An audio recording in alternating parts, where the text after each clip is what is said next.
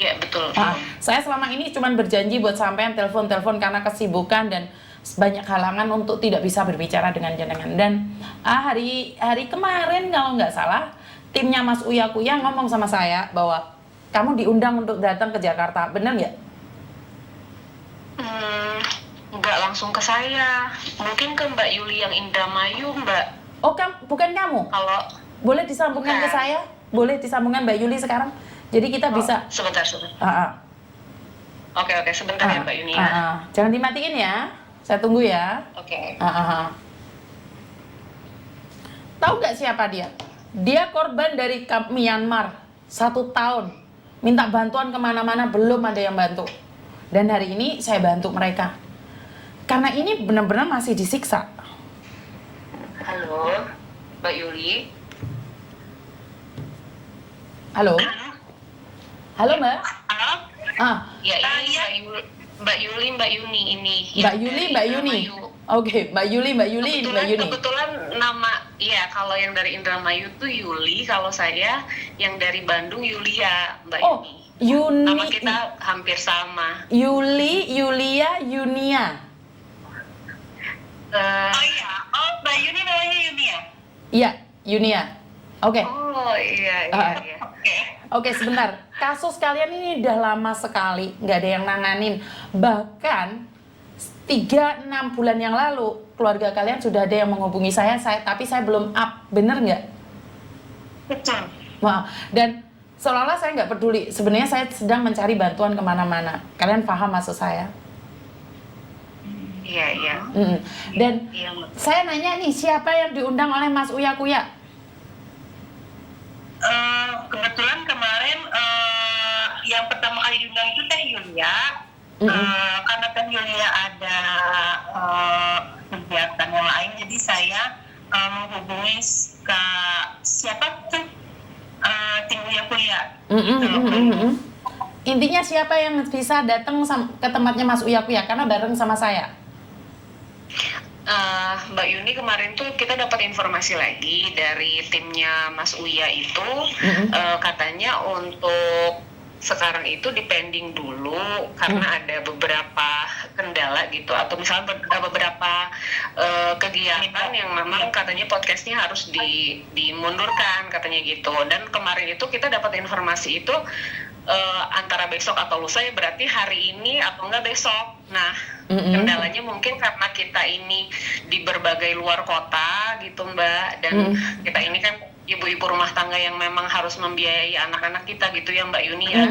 Karena suami kita di sana nggak bisa pulang gitu kan, ya sudah jelas seperti itulah kondisinya. Jadi kita ini ibu-ibu rumah tangga yang memang harus bekerja membiayai anak-anak kita gitu Mbak gitu. Oke. Jadi kemarin itu sudah disampaikan ke timnya Mas Uya Kuya, dan kita informasikan itu di tanggal 7 dan tanggal 8 Oktober. Kita ini rencana akan berangkat ke Jakarta juga untuk melakukan beberapa kegiatan bersama teman-teman pendamping yang lain. Nah, kita bernegosiasi apakah bisa di tanggal itu gitu Mbak, karena kebetulan juga yang dari Blitar juga insya Allah akan hadir ke Jakarta gitu Mbak. Oke, siap. Semakin banyak orang yang kumpul, kita menguatkan kita gitu loh. Karena kebetulan dari Mas Uya Kuya menanyakan sama saya. Nah, sementara kan sebenarnya jujur saya belum komunikasi dengan kalian secara utuh ya. Kronologinya nyampe di Kamboja atau di Myanmar sih sebenarnya? Di Myanmar, Mbak. Di Myanmar. Berapa orang korban perdagangan manusia yang dibawa ke Myanmar? Oke, saya jelasin sedikit ya Mbak. Siap. Awalnya itu kita itu masing-masing advokasinya Mbak gitu, karena secara perekrutan itu kita berbeda-beda gitu. Siap. Mbak. Nah, jadi dan keluarga kita itu di Myanmar sudah 1-3 kali dijual gitu Mbak gitu. Awalnya kita belum ketemu nih sama istri-istri korban yang lain. Siap. Awalnya saya melakukan advokasi, lapor ke sana ke sini sampai ke kepolisian, sudah semualah itu sudah ya, Kemenlu, KBRI dan lain banyak, sampai ke LPSK, Komnas HAM dan lain-lain, sampai akhirnya alhamdulillah jalan Tuhan, kita berkumpul dan kita dipertemukan karena keluarga kita ini, suami-suami kita ini satu compound gitu di Myanmarnya Mbak Yuni, satu compound yang akhirnya bisa terkoneksi. Kita ini istri-istri korban. Akhirnya saya kenal dengan Mbak Yuli yang dari Indramayu, saya kenal juga yang dari Blitar, dari Medan, dari Kalimantan, dari Bekasi, lalu dari Sukabumi, Jawa Barat, dan banyak lagi. Nah itu asalnya kita berlima sampai akhirnya sekarang itu berdelapan. Nah kita ini sudah hampir 1 bulan kurang lebih ya, istri-istri korban ini tidak bisa komunikasi dengan keluarga kita yang di sana dengan banyak kendala begitu Mbak Yuni, sampai informasi yang paling terakhir itu di compound kita itu, di compound perusahaan keluarga kita ini yang di Myanmar ini kurang lebih ada 37 WNI total gitu. Totalnya itu ada 37 WNI, tapi kita tidak bisa tahu nama-nama yang lain gitu Mbak Yuni. Jadi yang terkumpul itu hanya 8 orang saja, istri-istri ini gitu. Oke. Yang lain tidak terhubung. Betul.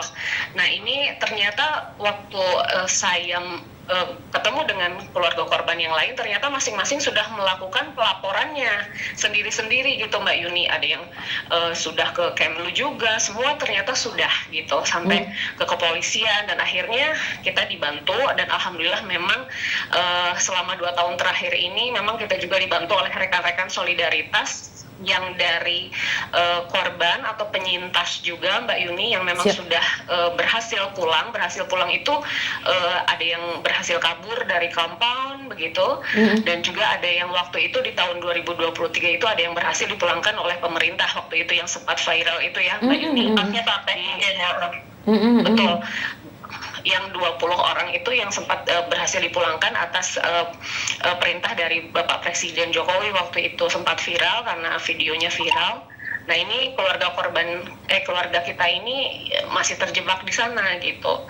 Nah ini memang kita sampai sudah dibuatkan grup dengan Kemlu sebenarnya gitu, tapi memang mungkin kami sampai hari ini tidak diberikan informasi yang konkret begitu dari pemerintah bagaimana kenapa keluarga kita masih belum bisa dievakuasi gitu, dan kondisinya sekarang semakin sulit, semakin keluarga kita semakin penyiksaannya semakin parah, dan komunikasi juga sekarang sudah sangat terbatas. Sebenarnya komunikasi dari dulu terbatas Mbak Yuni gitu. Cuman semakin kesini karena mungkin beritanya juga sudah semakin banyak gitu korban-korban warga negara Indonesia yang terjebak di Myanmar yang menjadi korban penipuan ini. Akhirnya semakin sulit juga komunikasi, dan di sana semakin diperketat, hukuman semakin diperberat, jam kerjanya semakin diperbanyak, dan itu dan perlu saya sampaikan di sini bahwa keluarga kita adalah korban. Keluarga kita korban yang tidak mengetahui dan tidak menyetujui bahwa pekerjaannya akan menjadi scammer di sana gitu Mbak Yuni. Ini sampai hari ini kita terus melakukan upaya dalam keterbatasan kita ya Mbak Yuni. Keterbatasan kita yang ini, istri-istri korban ini yang memang karena keluarga kita nggak digajikan di sana, kita tidak menerima uang, dan kita harus membiayai anak-anak kita harus bekerja setiap harinya dan juga melakukan advokasi ini gitu Mbak. Jadi mungkin itu kesulitan kita ini selama 2 tahun terakhir, bahkan sudah ada 2 tahun lebih Mbak gitu. Kita minta perhatian dari pemerintah yang memang sampai hari ini pemerintah belum bisa memulangkan gitu Mbak. Oke. Intinya adalah kalian terjebak di situasi ini sudah 2 tahun. Iya betul. Tidak sama waktunya, tapi paling lama itu 2 tahun lebih 3 bulan. Ada yang 1,5 tahun, ada yang 1 tahun, ada yang 1 tahun ya. Ya, jadi bermacam-macam, dan yang paling lama itu saya dengan yang ada di Jakarta itu sekitar 2 tahun lebih Mbak. 2 tahun lebih. Keluarga kita terjebak di sana. Oke, penyiksaan yang telepon saya itu suaminya siapa? Itu suaminya yang di Bekasi Mbak. Oh, yang di Bekasi. Betul. Oke. Yang di Bekasi Mbak. Itu penyiksaannya seperti apa? Kalau mereka menyakiti itu contohnya seperti apa sih? Penyiksaannya itu banyak sih Mbak, dari mulai yang paling ringan itu mereka dijemur berjam-jam, mereka disuruh keliling sambil ngangkat galon, lalu sampai dicambuk, pukul itu udah jelas, disetrum sudah jelas, dan Oke. Ada buktinya nggak mereka disakitin itu, ada buktinya nggak? Sedikit foto-foto yang kita terima, beberapa foto kita ada Mbak, dan karena memang ancamannya itu sangat ini ya Mbak, maksudnya ancaman untuk keluarga kita itu untuk share foto dan lain hal itu sangat resiko gitu Mbak. Tapi keluarga kita sempat mengirimkan beberapa foto bukti penyiksaan dan kita sudah kirimkan itu, bahkan ada video ancaman langsung untuk saya pribadi dari perusahaan waktu itu, karena keluarga saya yang di sana, yang di Myanmar itu kita tidak bisa menebus kan, kalau pulang itu harus ditebuskan gitu. Waktu itu saya nggak ada uang karena memang kita nggak punya uang sebanyak itu untuk menebus 150 juta gitu. Dan yaitu ancamannya, videonya sudah saya kirim ke kepolisian, sudah saya kirim ke penyidik, sudah saya kirim ke Kemenlu waktu itu, ke PWNI, dan memang pemerintah sudah tahu sih sebenarnya untuk kasus ini, dan sebenarnya Bapak Direktur PWN itu sudah menyampaikan bahwa ini adalah kasus prioritas untuk Kemlu, katanya begitu Mbak Yuni. Tapi memang sampai hari ini keluarga kami masih belum bisa pulang. Oke, sebenarnya ada 35 orang yang ada di Myanmar, dan kalian 37 itu di satu lokasi Mbak. 37 itu di satu compound, dan di sana itu banyak compound Mbak, di perbatasan Mysot itu, Myanmar itu kan banyak Mbak compound itu, dan beberapa video yang beredar sekarang itu beda lokasi Mbak, tapi jenis perusahaannya memang sama semua gitu Mbak. Oke. Nah, dengan kalian sudah berbicara dengan timnya Mas Uya Kuya ya, dan akan diangkat nih kan, kalau dia kan artis, mungkin ada atensi lebih lagi dari pemerintah, itu harapan kita, benar nggak sih? Betul. Jadi kan selama ini kalian sudah bergerak, tapi kan secara media kan ya itu aja, benar nggak sih? Ya, kebetulan banyak juga media yang meliput kami, tapi memang isu ini itu saya juga entah kenapa ya Mbak, maksudnya kami harapannya isu ini seharusnya menjadi prioritas untuk negara kita gitu Mbak. Bagaimana menjadi atensi. Betul, menjadi atensi, bagaimana semakin banyak warga negara kita yang terkena dan terjebak, lalu diselundupkan, dijual gitu kan ke daerah-daerah konflik gitu, dan